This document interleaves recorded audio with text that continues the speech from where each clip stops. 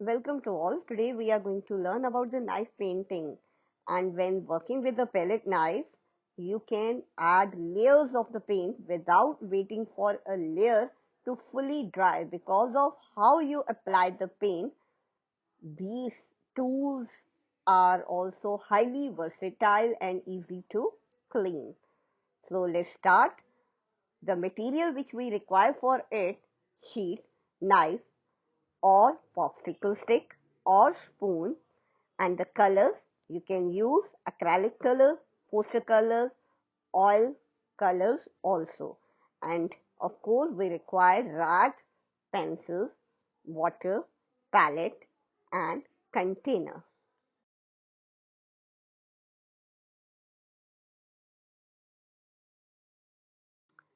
Let's start with the knife painting, and we require palette knife, spoons, knife. The palette knife is not just a tool for mixing paint on your palette. You can actually use the palette knife to create some pretty stunning effects in your painting, which are not possible with a brush. Some artists ignore the brush altogether in favor of the palette knife.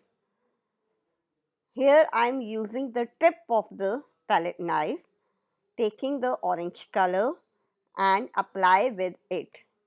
It is so easy to clean a palette knife. You literally just need one wipe with a cloth or paper towel and all the paint is gone. This is huge advantage over brushes which require much more care.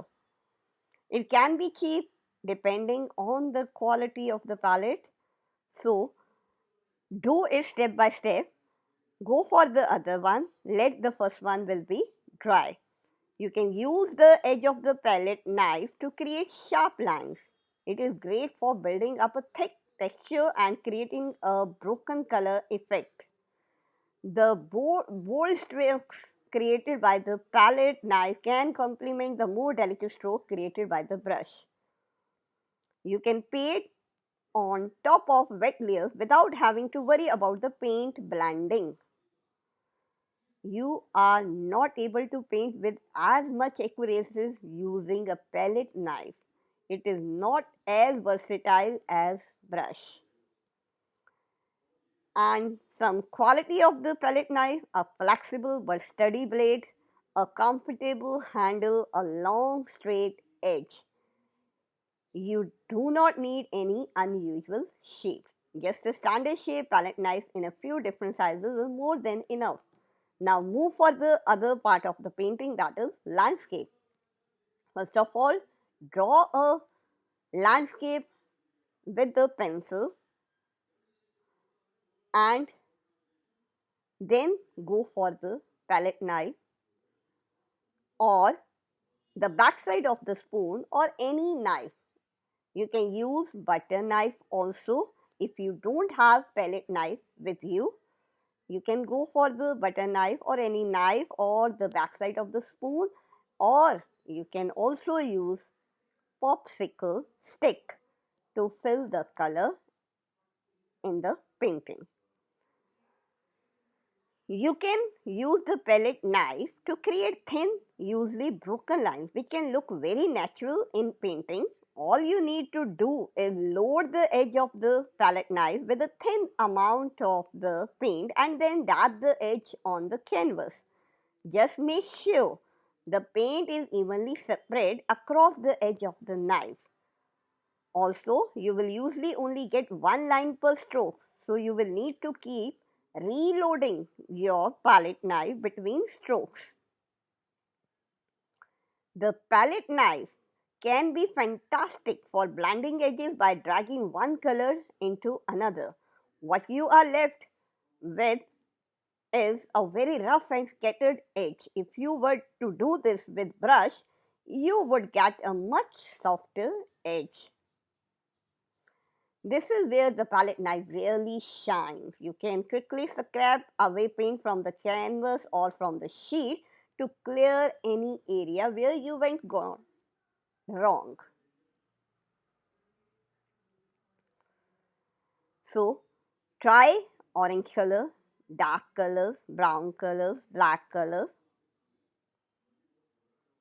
And this is one of my favorite techniques. Just take a few different colors and mix them together, but not that well. Then take your palette knife and create a thick stroke of broken color. I usually prefer a brush for scrumbling over an underpainting as I feel it gives me more control. However, you can use the palette knife for this also. You can get some very interesting result by doing this with a palette knife. And here I am using the both things. You can do it with the popsicle stick as well as with the palette knife, or you can use the backside of the spoon. If you don't have all these, so you can go for butter knife if you have at your home.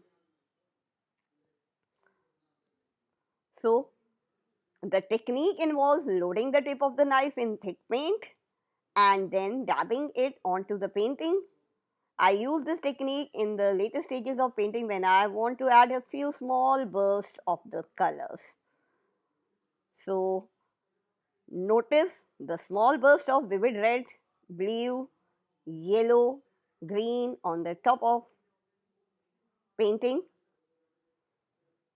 The great for creating a sense of activity without actually having to render all the details. So here is done up. Try and yep.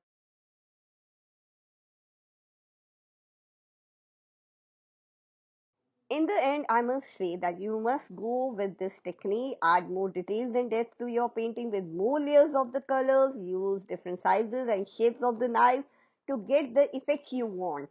Or considering using a paintbrush for animals you can't achieve with a palette knife because palette knife painting generally using a lot of paint.